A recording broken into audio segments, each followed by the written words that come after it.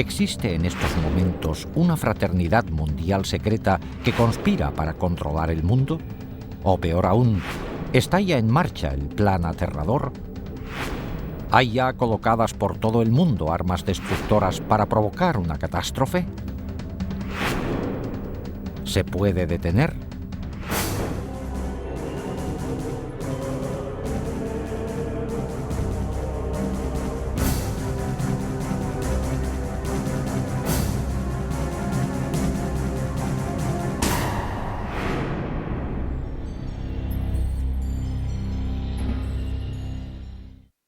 Hola, soy Patrick McNee.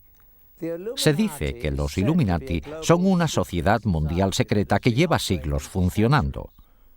Una fraternidad oculta que cuenta con gente de lo más influyente del mundo. Gente de todas las razas y religiones que ostenta puestos importantes en gobiernos, iglesias, negocios, enseñanza, ciencia, medicina, ejércitos e instituciones financieras y benéficas. Una hermandad secreta cuyo único propósito es hacerse con el control de los recursos y de las finanzas del mundo entero y de sus habitantes. Si existe semejante sociedad, representa la mayor amenaza al mundo libre. De hecho, eso quiere decir que ahora mismo no existe tal mundo libre. Dicen que es absurdo, pero por primera vez hemos obtenido pruebas no solo de la existencia de tal organización mundial, sino de que se ha infiltrado en dos de las agencias secretas más poderosas del mundo. Es más, se han ocultado armas de destrucción masiva en Estados Unidos y otros países para emplearlas en el futuro. ¿Cómo ha podido ocurrir esto? Para dar con la respuesta, primero hay que explorar los enigmas de las sociedades secretas del mundo, cuya historia, ritos y existencia están envueltos en un velo de misterio. Las sociedades secretas han existido desde hace miles de años. Todas tienen una cosa en común: unos conocimientos únicos que juran mantener secretos. Porque, armados de estos conocimientos, limitados a ellos mismos, creen que pueden controlar a otros. Una de las primeras sociedades secretas sigue existiendo hoy día: los masones. Se cree que sus orígenes se remontan al antiguo Egipto, cuando solo un gremio selecto de canteros poseía unos conocimientos matemáticos especiales para construir las pirámides. En toda su historia, los masones han mantenido secretos sus métodos para que solo ellos pudieran construir las grandes estructuras que siguen hoy en día en pie. Primero, las pirámides y luego los grandes castillos y catedrales de Europa. Pero las sociedades secretas no se limitaban a los comerciantes. La palabra asesino tiene sus orígenes en una hermandad secreta de guerreros musulmanes chiíes que controlaban el norte de Siria en la época de las primeras cruzadas del siglo XI. Su especialidad: perfeccionar el arte de matar. La secta fue fundada por Hassan y Sabah, conocido como el Viejo del Monte, que gobernaba desde una fortaleza lejana.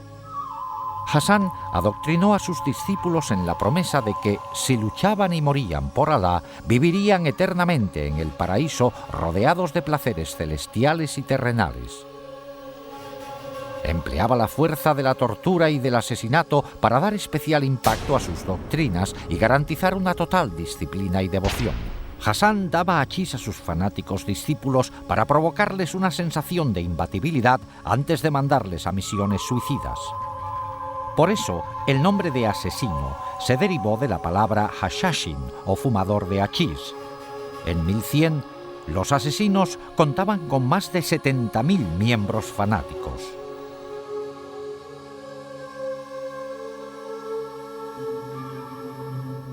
En la misma época histórica se fundó otra hermandad secreta, los Templarios. El Priorato de Sion era una fraternidad de caballeros creada en la Francia medieval con la intención de mantener la estirpe merovingia y restaurar su monarquía en Francia. Su sede oficial era la abadía de Notre-Dame du Mont de Sion en Jerusalén. En 1117, Balduino I, rey de Jerusalén, quedó muy agradecido al priorato por sus servicios para ayudarle a lograr el trono. A cambio, el rey negoció la fundación de los Caballeros Templarios como extensión militar y administrativa del priorato de Sion. Los Caballeros Templarios se habían creado 10 años antes, con el fin de proteger a los peregrinos que se dirigían a la Tierra Santa. Durante su estancia en Oriente Próximo, los templarios entraron en contacto con los musulmanes, incluidos los asesinos. De hecho, después de las cruzadas, debido a los enemigos que tenían en común, los asesinos se refugiaron entre los templarios, dejando huella en los soldados cristianos de muchas de sus ideas fanáticas y destructivas. Con el tiempo, los templarios dejaron de ser una organización cristiana convencional y su doctrina y ritos secretos eran mucho más místicos, herejes y ocultistas.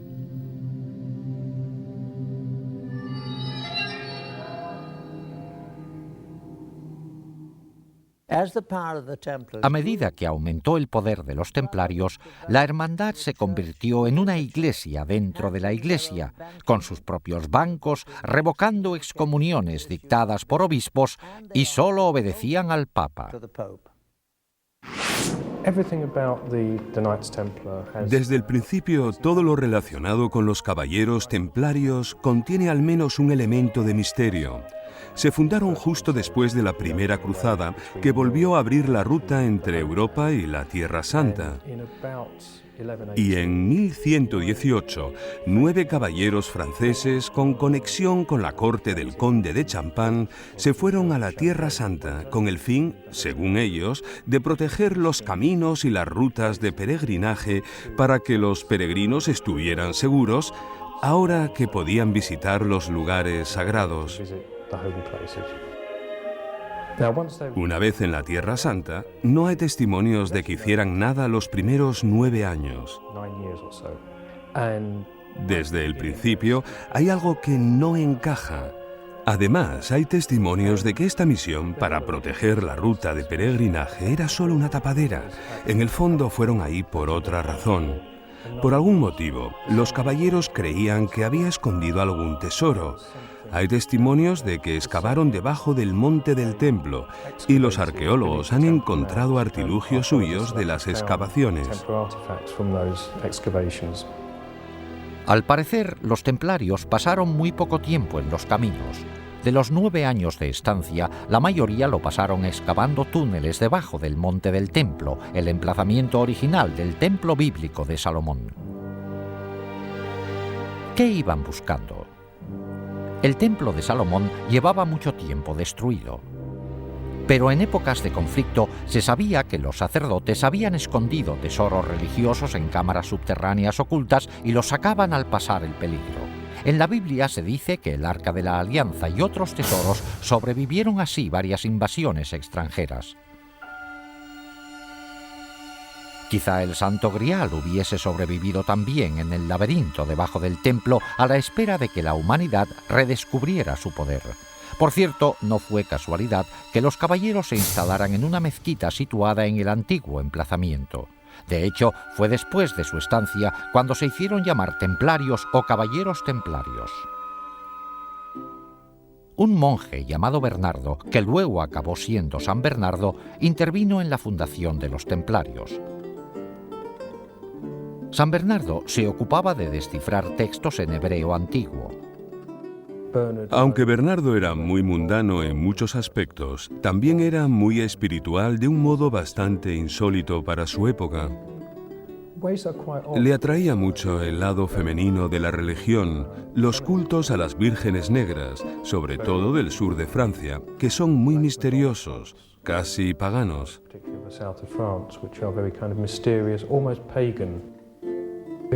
Sentía una gran veneración por lo femenino, expresada de muchas formas en la Virgen María, algo nada común en su época. Eso parece ser lo que le estimulaba más que otra cosa. San Bernardo era un hombre muy culto para su época. Sí, estudiaba textos en hebreo, entre otros. Podría ser algo que él encontró en ellos lo que le hizo pensar a esta gente que merecía la pena ir a Jerusalén. Es una teoría, pero una teoría válida. Parece tener mucho sentido. Los que estudian estos antiguos documentos quieren de repente que sus súbditos vayan a estos lugares históricos que se mencionan en ellos. Buscan algo.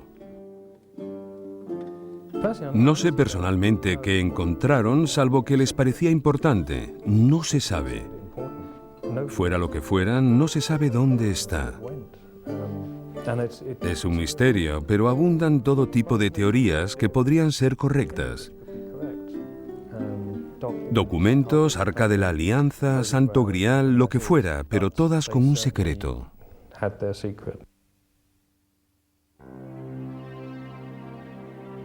En un texto muy antiguo hay constancia del hallazgo. Nos dirigimos a la cámara secreta e hicimos bajar como antes a un compañero nuestro. Como el sol se hallaba en su punto más elevado, los rayos le permitieron descubrir un pequeño cofre colocado sobre un pedestal labrado y cubierto de oro.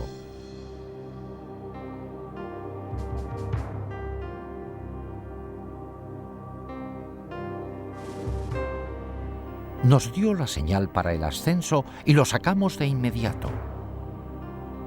Lo hemos traído para que lo examine el Consejo Supremo. ¿Qué había en este cofre para que los templarios se emocionaran tanto? Lógicamente, a un grupo de caballeros cristianos con voto de pobreza no les interesaba nada material.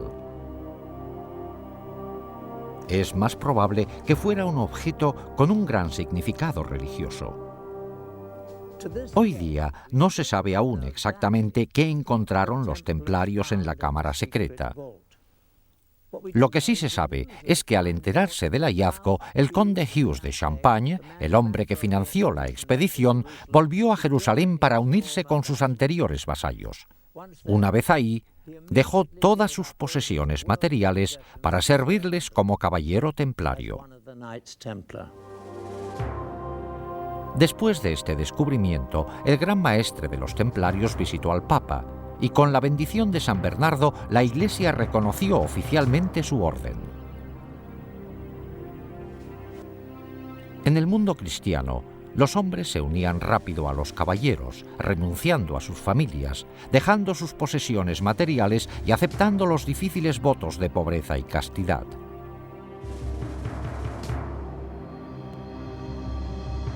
El voto de pobreza es el motivo de que se hicieran ricos, porque quien se hiciera miembro de la orden, quien se hiciera templario, tenía que entregar todas sus posesiones.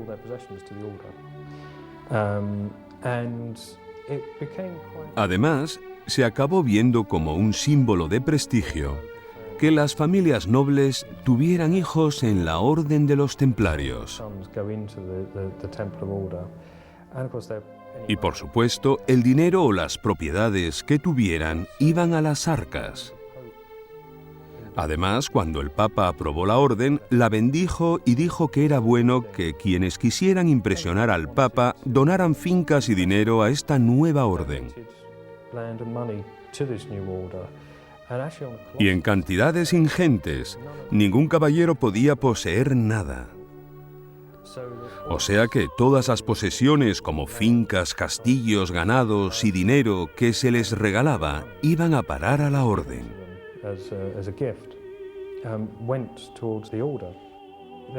Tenían fama de ser la fuerza militar más temible y competente del bando cristiano. Eran una especie de geos de aquella época, también porque eran una mezcla de monje y soldado. Los templarios proliferaron muchísimo después de las cruzadas.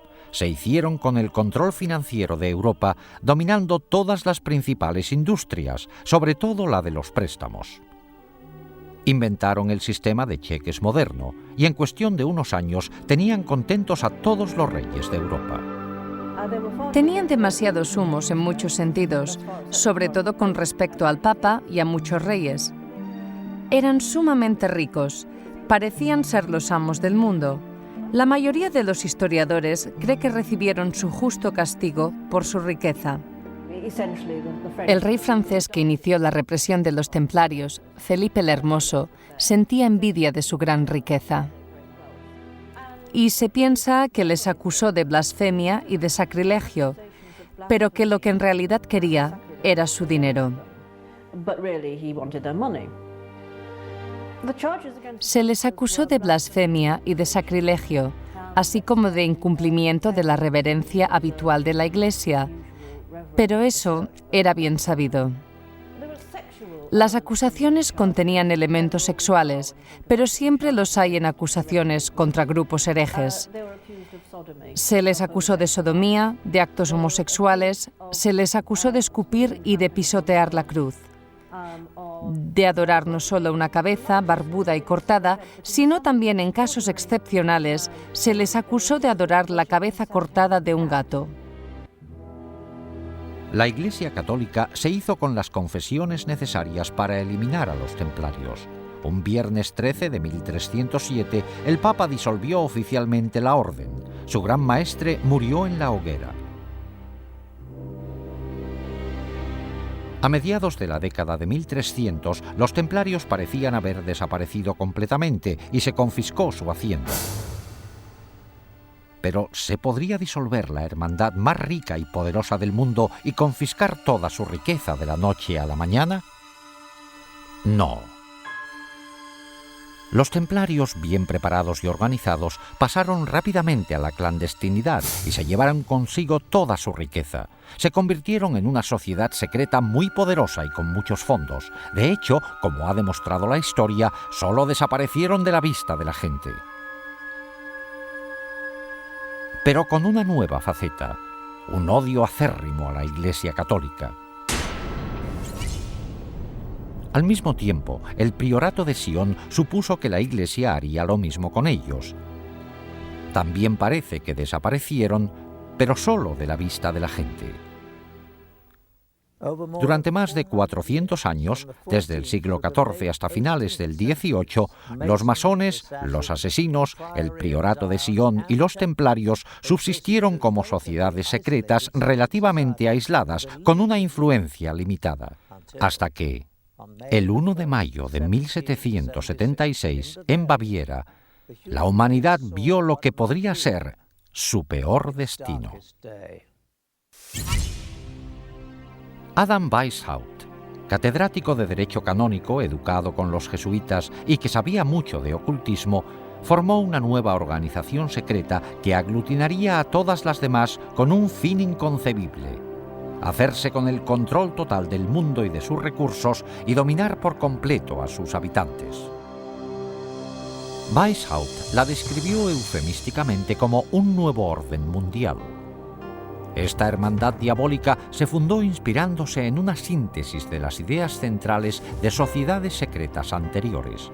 Combinó ingeniosamente los conocimientos y ritos secretos masónicos, el misticismo islámico, artes mortales y uso del hachís de los asesinos, el carácter influyente del priorato de Sion, así como la riqueza, poder, organización militar y venganza contra la Iglesia Católica de los templarios. A todo eso, él añadió sus conocimientos de ocultismo. No fue mero accidente que escogiera el 1 de mayo, una fecha muy importante del calendario satánico, para fundar su asociación. El grupo se llamaba Illuminati. La traducción pública era inspirados intelectualmente. Pero Weishaupt dijo en privado que la palabra provenía de Lucifer y significaba poseedores de la luz. El sello oficial de la hermandad era una pirámide mística sin acabar y un ojo encima con rayos de luz irradiando en todas las direcciones. El ojo representaba la clarividencia y la sabiduría de la hermandad iluminada que domina el mundo. El fundador enumeró a sus seguidores los 5 medios principales secretos que se emplearían para lograr su objetivo de dominar el mundo en su totalidad. 1. Se emplearía el soborno sexual y monetario para controlar a hombres que ostenten cargos importantes en las distintas categorías de todos los gobiernos y otros puestos de responsabilidad. 2. Los Illuminati que fueran profesores de facultad y universidad deberían preparar a los mejores estudiantes para la causa.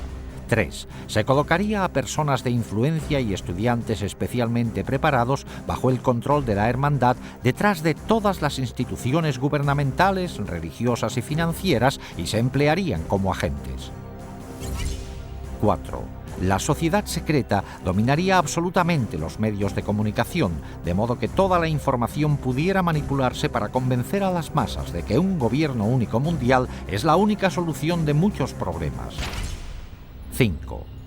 La fase final de la operación emplearía todos los recursos disponibles para provocar golpes militares que derrocarían a todos los gobiernos contrarios y pondrían al mundo bajo el control de un gobierno único al mando de los Illuminati.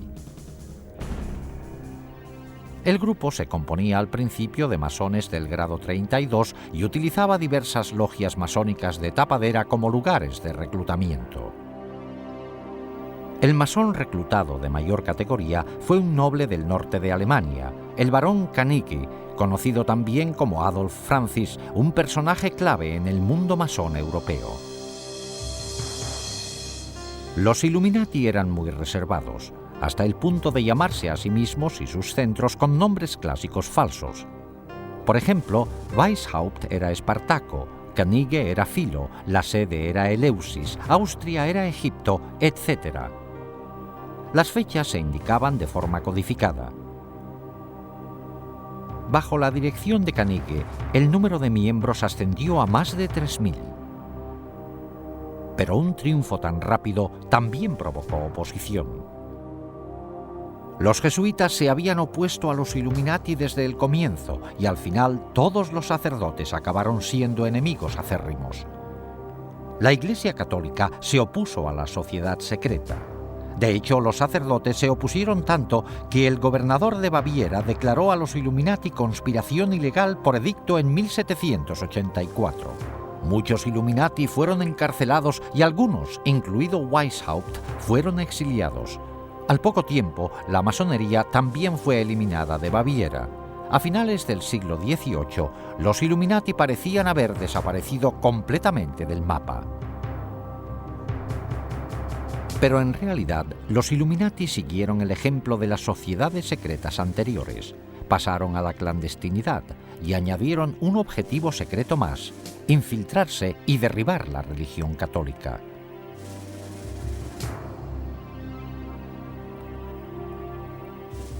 Al observar el mundo hoy día, ¿qué vemos de las sociedades secretas? Existen centros masónicos abiertos en todo el mundo como una organización importante.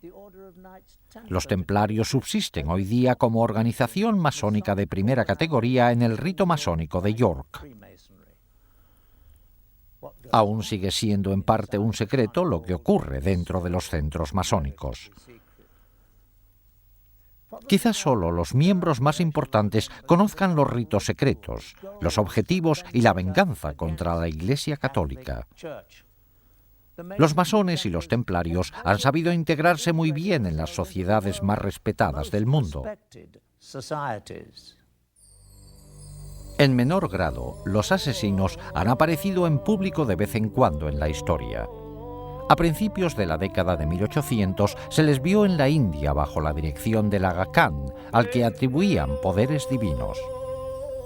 A finales de esa década, el Aga Khan les llevó a Afganistán, donde mantuvieron una relación duradera con los británicos. Posteriormente, los descendientes del Aga Khan se infiltraron en la cultura occidental. Un ejemplo destacado fue cuando el príncipe Ali Aga Khan, nieto del Aga Khan II, se casó con la actriz norteamericana Rita Hayworth. ¿Han quedado los asesinos, como orden secreta homicida, relegados ya al pasado? Por el derramamiento de sangre actual a manos de extremistas islámicos, se diría que los asesinos siguen vivos y activos. El priorato de Sion también sigue en pie.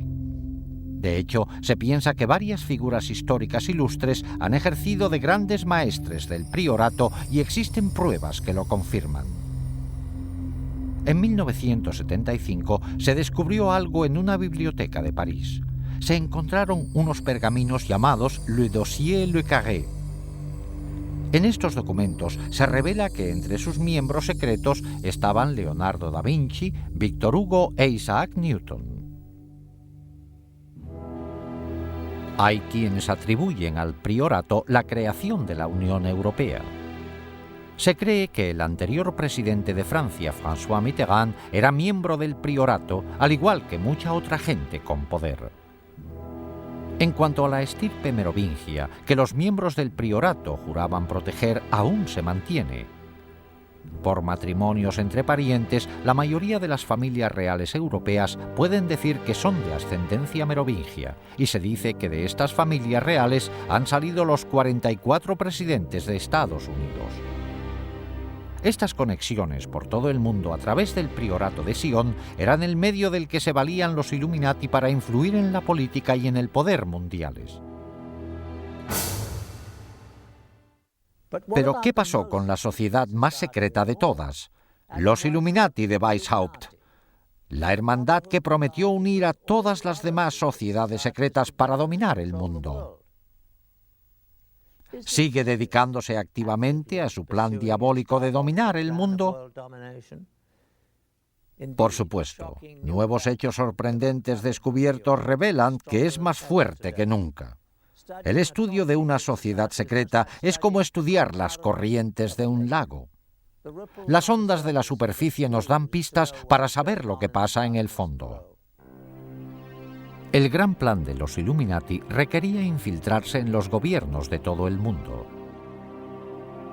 En nuestra amplia investigación nos hemos centrado solo en un objetivo, la antigua Unión Soviética, para ver cómo la manipularon los Illuminati. Un modo efectivo de lograr el control de un gobierno sería penetrar en sus servicios de espionaje. Una información recién publicada de los archivos de la KGB aporta datos inéditos. Ahora que ya no existe la Guerra Fría, se está sacando ilegalmente información secreta de cámaras cuidadosamente vigiladas en lo que antes era la Unión Soviética. Con el cambio a una economía de mercado, muchos artículos antes no disponibles para los rusos van a parar al extraperlo. Se dice que en la nueva Rusia todo se vende, incluidos secretos de Estado y los espías que los guardaban. Con el derrumbe de la Unión Soviética se disolvió la KGB. El nuevo gobierno creó sus nuevas agencias propias de seguridad y de espionaje y empleó a muchos trabajadores de la antigua KGB, pero dejó a muchos sin trabajo.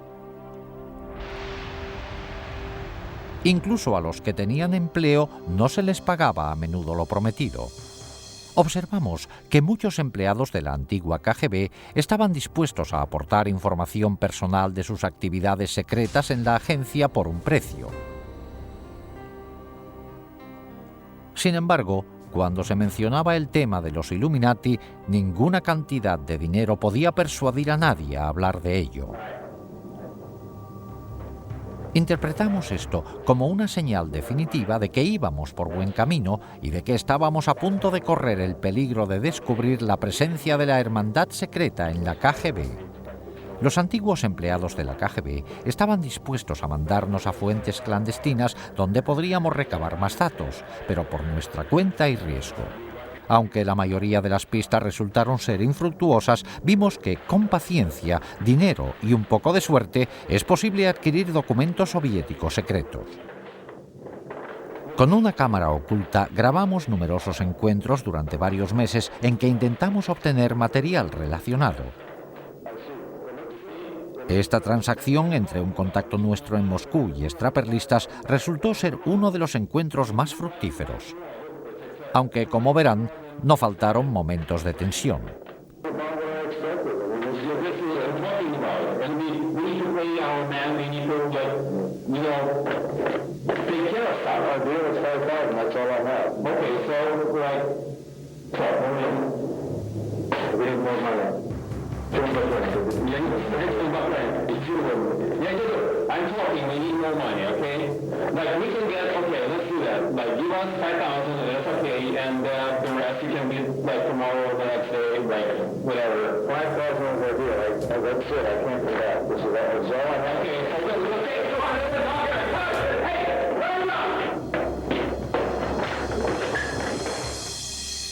Cuando nos libramos al final de los extraperlistas, en algunos de estos documentos hallamos confirmación de la información más valiosa que nos habían contado los agentes de la antigua KGB.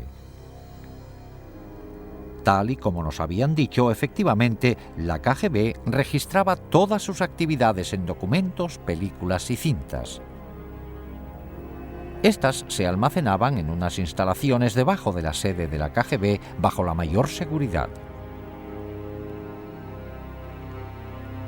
Probablemente estos eran los archivos más delicados de la agencia porque explicaban con todo detalle las actividades más secretas de la KGB y posiblemente su conexión con los Illuminati.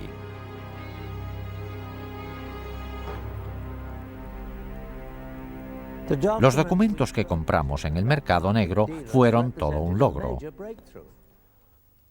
No solo confirmaban que había más material revelador de la KGB, sino dónde se encontraba. Volvimos otra vez a las fuentes clandestinas, provistos ahora de esta nueva información. Creíamos que, al haber desaparecido la KGB, no existirían la mayoría de las defensas que protegían sus archivos. Alguien debe de tener el conocimiento y acceso para suministrárnoslos a un precio. En los 5 meses siguientes, empleamos nuestras fuentes para intentar obtener estos archivos secretos de la KGB. Esta transacción entre un contacto nuestro en Moscú, un intérprete y un extraperlista fue todo un éxito. Este encuentro tuvo lugar en una fábrica textil del distrito Sokornoky de Moscú. Este es el despacho del propietario ruso de la fábrica y que la emplea tanto para negocios lícitos como ilegales. Después de presentarnos e intercambiar unas palabras, se le pregunta al extraperlista si tiene ahí mismo el material de la KGB.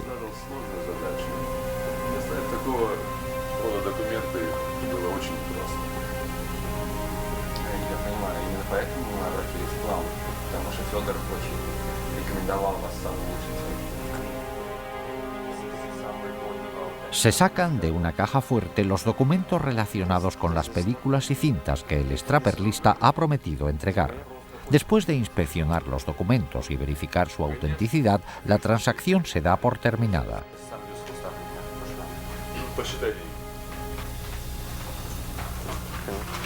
Okay, well, thank you. Спасибо. Пожалуйста. Nice to meet you. Дмитрий Сергеевич, спасибо за вашу работу. До свидания.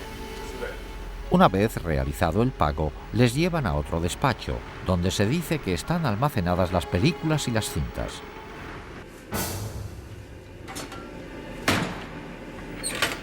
Y por fin, aparecen los documentos, cintas y películas que nos habían dicho.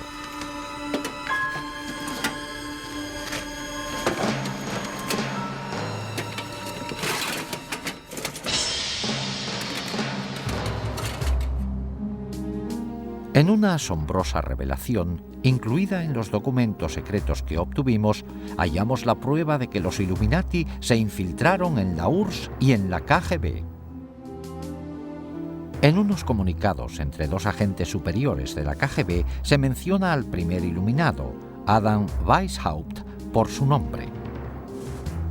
A continuación, aluden a una conexión con 2 antiguos gobernantes de Rusia, Stalin y Nikita Khrushchev. Nuestra misión para colocar agentes dentro del Vaticano es un objetivo del que el fundador, Weishaupt, hablaba hace 200 años.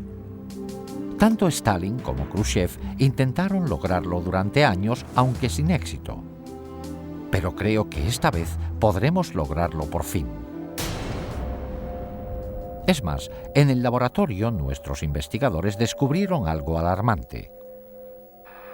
En una vista ampliada se observa que un punto minúsculo, el punto final de la última frase de la página, es un sello.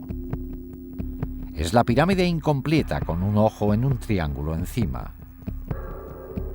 La insignia oficial de los Illuminati, una marca empleada por la sociedad secreta desde su creación en 1776. La KGB estaba empeñada en infiltrarse en el Vaticano. ¿Para qué les iba a interesar tanto a los rusos este lugar concretamente? La respuesta es sencilla. A los rusos no les interesaría el Vaticano, pero sí a los Illuminati. No solo fomentaría el odio contra los católicos, sino que además sería importante para lograr el objetivo final de dominar el mundo. El Vaticano puede ser la fuerza más poderosa del planeta para influir en la gente. Las políticas del Vaticano afectan a 1.000 millones de personas dispersas por todo el globo, en comparación con menos de 300 millones bajo el mando directo de Estados Unidos o de la Unión de Repúblicas Socialistas Soviéticas. La figura dominante de este vasto imperio de seguidores es un hombre, el Papa, del que piensan que sus palabras y deseos tienen inspiración divina. Ninguna otra persona en el mundo entero tiene tanto poder e influencia. Los Illuminati tenían un gran interés en influir como pudieran en el Papa y en sus consejeros. La KGB tenía un grupo de agentes destinados en Roma. Pero la ciudad del Vaticano es un mundo muy cerrado. Un Estado independiente reconocido oficialmente con su propio gobierno. En efecto, es un Estado soberano dentro de Roma. La vigilancia desde el exterior deja que desear. A partir de más documentos secretos de la KGB que hemos obtenido, sabemos que en 1972 los Illuminati, valiéndose de la gente que tenían en la KGB, formularon un plan drástico para destinar a un agente suyo dentro del Vaticano. De nuevo, el punto final de la última frase del documento es la pirámide y el ojo en miniatura, la insignia oficial de los Illuminati. Por fin, la hermandad secreta podría empezar a controlar la Iglesia Católica desde dentro. Enviaron a un agente al Vaticano haciéndose pasar por un sacerdote ucraniano expulsado de su país por los comunistas por su retórica anticomunista. Enseguida le aceptó el clero proamericano del Vaticano. Tras unos meses logró su principal objetivo, ganarse la confianza del despacho del cardenal Villot, el secretario de Estado del Papa Pablo VI. En esta secuencia filmada que obtuvimos en exclusiva de la KGB, está a la derecha el agente haciendo de sacerdote. A la izquierda está el ayudante principal del cardenal Villot. Devo tornare all'ufficio, devo fare cose lì e tutto il resto. Sono molto preoccupato. Ok, spero che... Ecco che arriva. Buongiorno, come va? El tercer hombre es otro agente de la KGB, destinado sin duda a la organización por los Illuminati.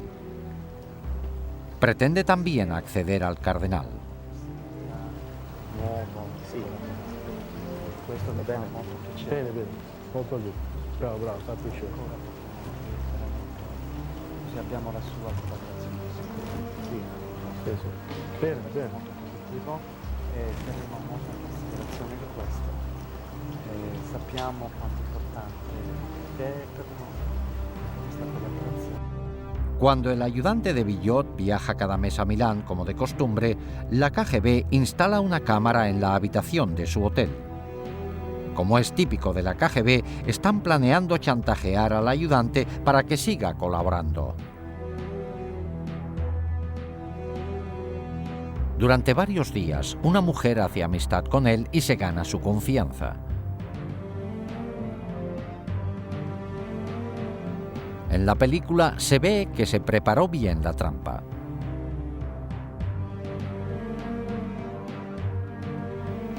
Una noche, la mujer va a la habitación de él para salir a cenar juntos.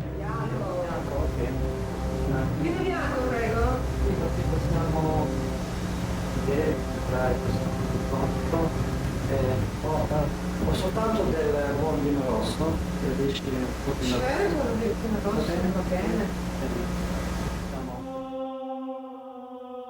Mientras él se va a servir unas bebidas, ella se quita la blusa.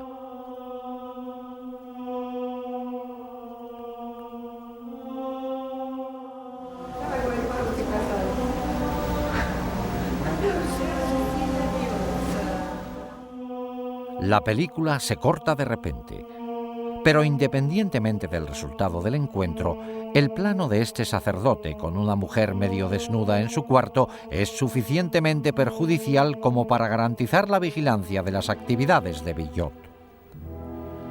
Claro que, al poco tiempo, los agentes de la KGB al mando de los Illuminati empezarán a buscar modos de manipular al mismo Villot. Una vez logrado, estarán muy cerca del núcleo del catolicismo, el Papa Pablo VI. Pero al parecer, los Illuminati no se contentaban solo con ejercer influencia para controlar el Vaticano. A veces recurrían al homicidio. Durante la fundación de los Illuminati, varios oficiales han muerto en el Vaticano en circunstancias muy sospechosas, incluidos 3 papas. En cada caso, el momento de la muerte del oficial se calculó para que tuviera gran trascendencia política, la señal que indica que la hermandad secreta influye en la política mundial para su propio beneficio. En 1939, el Papa Pío XI iba a realizar una declaración condenando a los nazis y a los fascistas, grupos que cometían las barbaries que defendían los Illuminati. Pero antes de hacer la declaración en público, murió de repente. A un ayudante muy cercano, el cardenal Tisserand, le oyeron decir una y otra vez: «Le han asesinado, le han asesinado». Se le embalsamó enseguida, lo que hizo imposible que se le practicara una autopsia. En 1978, posiblemente la hermandad secreta volvió a recurrir al asesinato para manipular al pontificado. El Papa Pablo VI murió de repente. Es cierto que estaba débil, pero el brusco empeoramiento de su condición les pareció demasiado oportuno a muchos observadores. Sin embargo, los Illuminati se llevaron una sorpresa que tal vez no se esperaban: un papa que les haría frente. Juan Pablo I. Poco después de asumir el cargo, el nuevo papa mostró una gran independencia. Juan Pablo parecía sentir un especial desagrado por la corrupción que había visto cundir en las finanzas del Vaticano. Mientras fue cardenal de Venecia, el Banco Católico Veneciano se vendió al Banco Vaticano por una cantidad muy inferior a la normal. Los beneficios acumulados por unos pocos superaron los 70 millones de dólares, pero las pérdidas de los venecianos fueron enormes. El clero veneciano incluso perdió sus fondos de pensiones. En la transacción intervinieron los banqueros Roberto Calvi, su asesor Sindona, y el director del Banco Vaticano, el obispo Marcinkus. Después de que a Juan Pablo se le nombró papa, los 3 seguían encargados de invertir gran parte del dinero de la Iglesia. En su nuevo cargo, el pontífice tenía el poder de investigarlos y sacar los hechos a la luz pública. En total, estuvo a punto de descubrir transacciones ilegales que ascendían casi a 1.000 millones de dólares. Esto asestaría un duro golpe a los Illuminati, que desde luego estaban detrás de las transacciones ilegales. El peligro para el Papa quedó claro un día en un encuentro privado entre Juan Pablo y un arzobispo ortodoxo ruso, Nikodim. Al comenzar el encuentro se le sirvió café.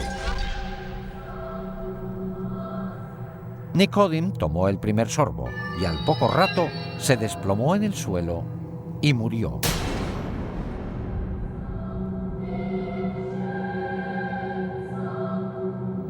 La cara se le desfiguró con un gesto horrible, como retorciéndose del dolor. El Papa, estupefacto, volvió a colocar su propia taza antes de dar un sorbo. Seguramente pensó que habían envenenado el café por él.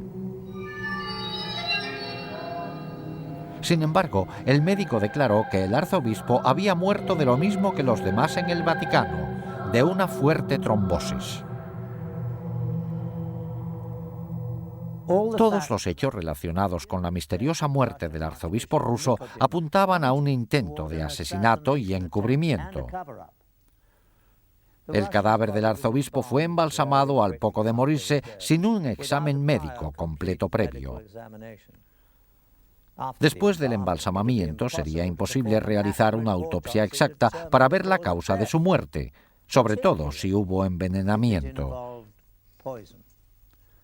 Además, el café que bebió el arzobispo no se recogió nunca para analizarlo y no se llevó a cabo jamás una investigación forense. Aunque desaparecieron las pruebas, para muchos estaba claro que el Papa se había librado por poco de que le asesinaran 10 días solo después de ser elegido. El incidente fue tan espantoso que Juan Pablo convocó una reunión en secreto con sus 4 cardenales principales para discutir la situación. La reunión se celebró el 28 de septiembre de 1978. En la sala estaban solo los 4 cardenales y el Papa. Hoy día se sigue sin saber exactamente qué dijeron, pero al Papa le pidieron que tomara medidas. Puso fin al mandato del cardenal Billot como secretario de Estado.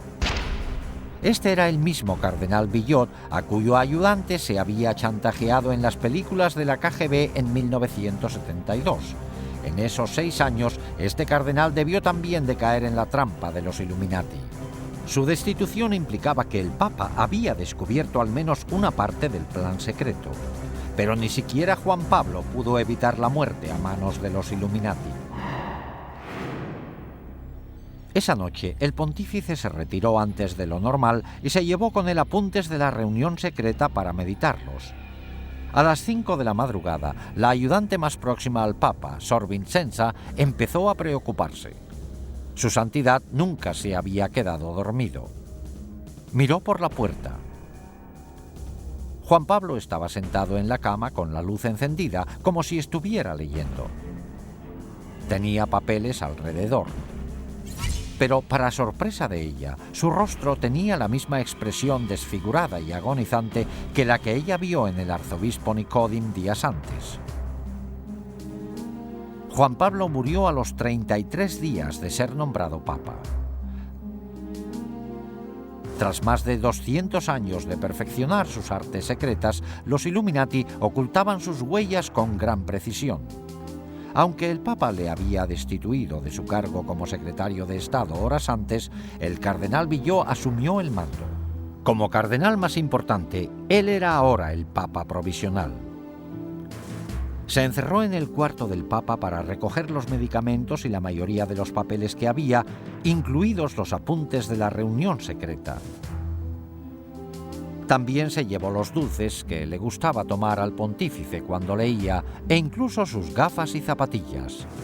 Estos artículos no se volvieron a ver jamás. Luego, Billot mandó a Sor Vincenza a un convento, tras prohibirle que dijera a nadie que había encontrado al Papa muerto ni nada de lo que había visto.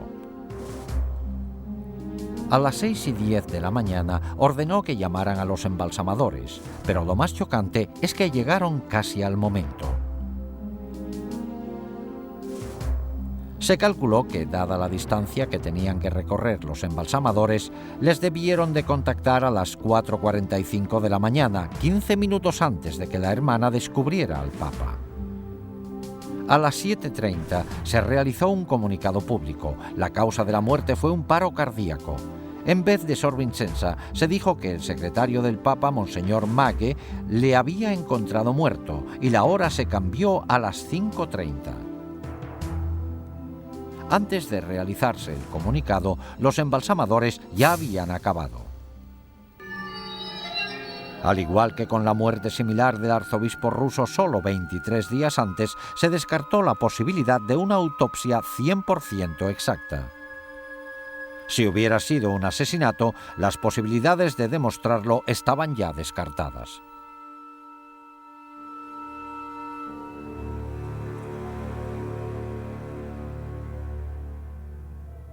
Diez días después del funeral de Juan Pablo, el cardenal Billot reunió al cónclave para nombrar a un sucesor. Este organismo electoral oficial se compone de 111 cardenales. Una vez a solas en la Capilla Sixtina, los cardenales invocan el poder del Espíritu Santo para que les guiara en su decisión. Pero en realidad, los principales candidatos a papa no se deciden en el cónclave a puerta cerrada. Estas decisiones se toman en los elegantes restaurantes de Roma, donde los cardenales con más poder se reúnen para comer juntos. Cuando los cardenales se reunieron en la Capilla Sixtina a puerta cerrada la mañana del domingo 15 de octubre de 1978, el cónclave se convirtió en un escenario de manipulación política en todos los sentidos. Desde promesas susurradas al oído entre los cardenales hasta discusiones acaloradas, la tensión aumentaba con cada votación. Después del octavo escrutinio, empezó a salir humo blanco por el Vaticano indicando que se había elegido a un nuevo papa. También indicaba una derrota total para la KGB y los Illuminati. El nuevo pontífice era un polaco anticomunista acérrimo, Juan Pablo II. Pero los Illuminati no se dan por vencidos fácilmente. El 13 de mayo de 1981, Mehmet Ali Achka, un hombre buscado en Turquía por asesinato, esperaba de pie entre la multitud a que pasara el Papa fuera de la Basílica del Vaticano. Según Ali Achka, Juan Pablo II salió del Vaticano en un vehículo blanco sobre las 5 de la tarde. Al pasar el Papa, Ali Achka sacó una pistola y le disparó 3 veces antes de que la gente lo tumbara. El Papa quedó herido de gravedad, pero se recuperó para continuar con el pontificado. Al principio, Ali Achka afirmó que había actuado a solas, pero los investigadores se convencieron de que una conspiración mucho mayor se había valido de este desequilibrado para cometer un asesinato. Al poco tiempo, Ali Achka confesó que el incidente fue parte de una conspiración búlgara de la KGB. Pero, por supuesto, Bulgaria y la URSS negaron estar implicadas. Cuando el tribunal le condenó a cadena perpetua, se mostró sorprendido de que se le dejara cargar con toda la responsabilidad a él solo. Entonces empezó a facilitar datos precisos de la conspiración a investigadores italianos y nombró a todos los implicados. El 25 de noviembre de 1982, Serge Ivanov Antonov, un empleado de la Aerolínea Nacional Búlgara, fue arrestado en Roma acusado de estar implicado en el intento de asesinato. Poco después, la lista aumentó al incluirse a 3 búlgaros más y a 4 turcos. En julio de 1983, cuando trasladaron a Achka a otro centro, admitió en público la conexión de la KGB, mientras gritaba a los reporteros que la KGB y el servicio de espionaje búlgaro estaban implicados. Más tarde, explicó que había sido entrenado en Bulgaria y Siria por expertos en terrorismo internacional de la KGB. También confesó que Antonov era cómplice, así como 2 empleados de la embajada búlgara. En 1984, el juez italiano Ilario Martella llegó a la conclusión de que la KGB y el servicio de espionaje búlgaro estaban implicados en el intento de asesinato. El juez dictó este fallo basándose en los hechos siguientes. Achka empleó un pasaporte falso para poder entrar en Italia, algo disponible solo de fuentes muy sofisticadas. También tenía suficiente dinero como para permanecer largas temporadas en Bulgaria, Suiza y otros países europeos. Había pruebas de que recibió un gran apoyo en sus actividades en Italia destinadas al intento de asesinato.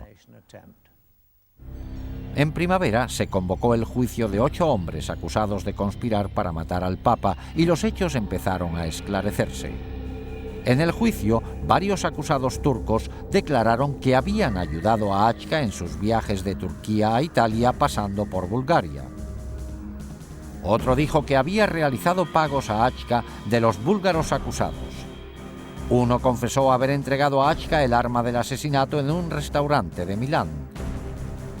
En los años 80, después de 2 siglos de asignar a sus miembros a puestos elevados, los Illuminati se habían hecho con el control de los tribunales italianos. Al final, para mayor asombro de muchos observadores, el tribunal italiano declaró que faltaban pruebas suficientes para condenar a los conspiradores. El caso Achca demostró no solo que la hermandad secreta había puesto en peligro el sistema jurídico italiano, sino que además los Illuminati se habían infiltrado en la dirección de la KGB. En 1990, Víktor Ivanovich Sheimov, un comandante de la KGB que desertó a Estados Unidos, realizó una sorprendente declaración. Antes de huir de Rusia en 1980, recibió la orden de obtener toda la información posible de cómo poder acceder al Papa en persona. La orden fue firmada por Yuri Andropov, el entonces jefe de la KGB. El mismo Andropov que, solo unos años después, llegaría a ser el presidente de la URSS. La última medida de los Illuminati para dominar preveía golpes militares en todo el mundo para hacerse con el poder y así crear un único gobierno mundial controlado por ellos. Para lograrlo, emplearían el enorme excedente de armas destructoras acumuladas en la URSS para amenazar al mundo entero. Aunque la KGB era la más conocida, no era la única agencia de espionaje de la URSS. Otra agencia igual de impresionante, pero aún más secreta que la KGB, era la GRU, dedicada a espionaje militar. Y la hermandad secreta hizo todo lo posible para infiltrarse en ella. La prueba de que lo lograron se demuestra en estos documentos secretos de la GRU que se los compramos a un extraperlista en Rusia. En ellos se le encarga a un agente que trabaje en Washington haciéndose pasar por periodista. Los Illuminati han vuelto a dejar su huella reveladora. El punto aumentado al máximo es la pirámide y el ojo que todo lo ve. Mientras que la KGB recopilaba información sobre figuras políticas e influía en la política mundial, la GRU recopilaba datos esenciales para lograr objetivos militares. Algunas actividades de la GRU estaban destinadas a lograr objetivos en varios conflictos actuales como Afganistán. Pero la misión principal de la GRU eran los preparativos para futuras guerras con otros países, sobre todo con Estados Unidos. Esta era la agencia prevista para colocar las armas destructoras para la fase final del plan secreto de los Illuminati. Los agentes de la GRU estaban preparados a la perfección para ese fin. En la época de la Guerra Fría, desde el principio hasta el final, prácticamente en todo el servicio militar, nos empleaban para preparar militarmente a la Unión Soviética para una futura guerra con Estados Unidos. Aparte de su formación militar, los agentes de la GRU recibían 3 años de entrenamiento exhaustivo. Aprendían a usar todos los instrumentos y técnicas de espionaje y se hacían expertos en explosivos. En cuanto estaban preparados, les destinaban a países extranjeros. A algunos les hacían pasar por diplomáticos e iban a trabajar en embajadas. Otros asumían cargos de periodistas, como es el caso de los documentos secretos que obtuvimos con la insignia de los Illuminati. Uno de ellos fue Stanislav Lunev, un antiguo coronel de la GRU que en 1992, después de 20 años en la agencia, fue el oficial militar de mayor categoría de Rusia en desertar. En su libro, así como en una entrevista exclusiva con nosotros, Lunev nos muestra directamente los entresijos de la GRU. Aunque no se le veía la cara, no mencionó siquiera a los Illuminati, aunque en ningún momento negó su existencia ni su colaboración con la GRU. Sin embargo, revela algunos hechos sorprendentes.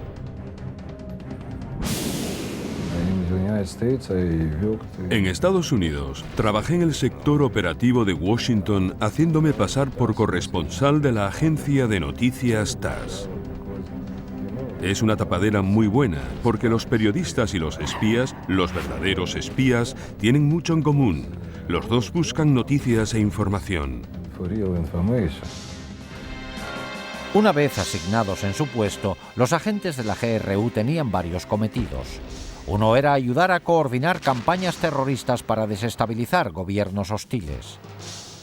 Oficiales de la GRU han revelado que durante la guerra del Vietnam, la agencia invirtió más de $1.000 millones en fomentar la campaña antibelicista en Estados Unidos. Esta habilidad para manipular los gobiernos era un arte que encaja perfectamente con los planes futuros de los Illuminati para derrocarlos. Otra faceta importante del trabajo de los agentes de la GRU era preparar el terreno para las fuerzas especiales rusas, los Spetsnaz. Estas tropas de élite al mando de la GRU penetrarían en los países para realizar sabotaje militar en caso necesario. Algunas volarían objetivos estratégicos como centrales eléctricas, puentes y centros de comunicaciones. Otras formarían brigadas asesinas para matar a jefes de gobierno y a sus familiares. Estas dotes eran de gran valor para los Illuminati de cara a dominar el mundo.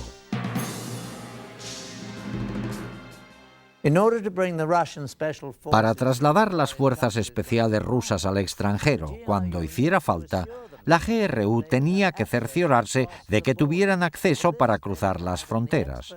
Para esto contaban con la KGB. La agencia era excelente para lograr entrar en países hostiles. Necesitaba poder destinar a sus espías de forma coherente para sonsacar información. La KGB a menudo recurría al sexo y al chantaje para lograr sus objetivos. En esta película, tomada con cámara oculta, el hombre de la derecha es un agente de la KGB haciendo de cuervo, un hombre con la misión de seducir a alguien para espiar. Este cuervo está tentando a un guarda fronterizo mexicano.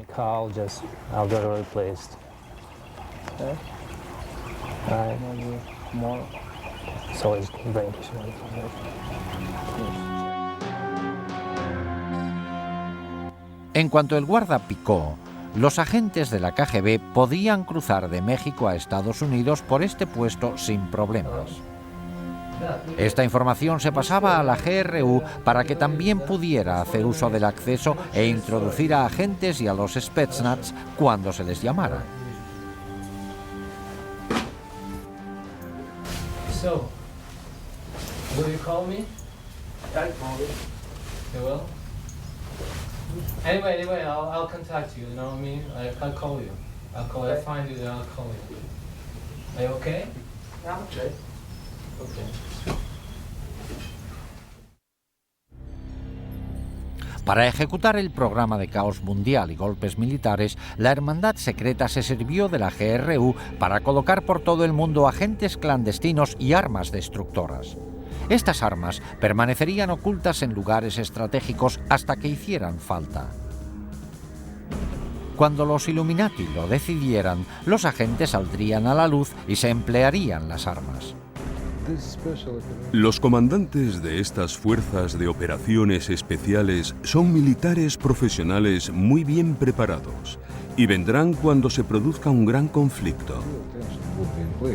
Y necesitan sistemas armamentísticos muy especiales para destruir objetivos muy protegidos. O sea que dispondrán de armas nucleares, químicas, biológicas y de otros tipos.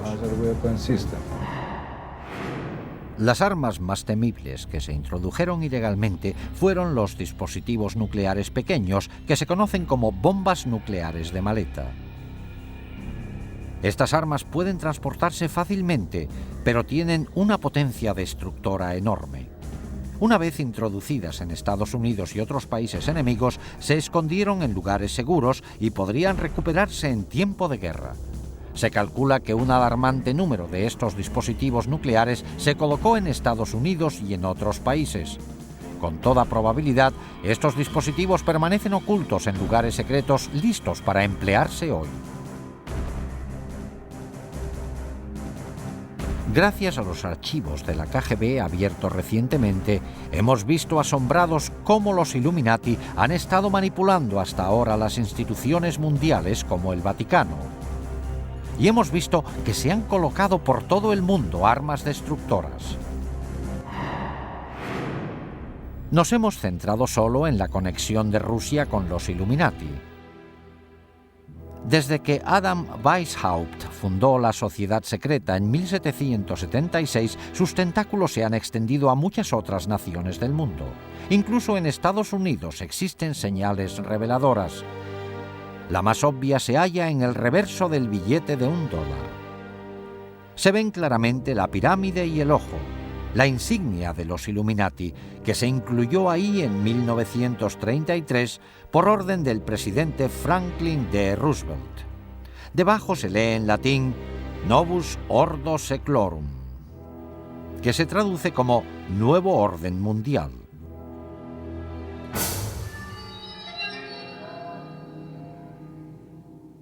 ¿Puede pararse el inconcebible plan de dominio mundial de los Illuminati? Lo único que temen las sociedades secretas es que las descubran. Hoy día están proliferando los libros sobre este espeluznante tema. Internet está repleto de información sobre esta organización secreta. Lo único que podemos hacer es esperar que toda la gente del mundo vea las señales y que hagan caso de la clara advertencia de que hay quienes están escondidos al acecho pensando en quitarnos nuestra libertad. Con ustedes, Patrick Macnee, gracias por su atención.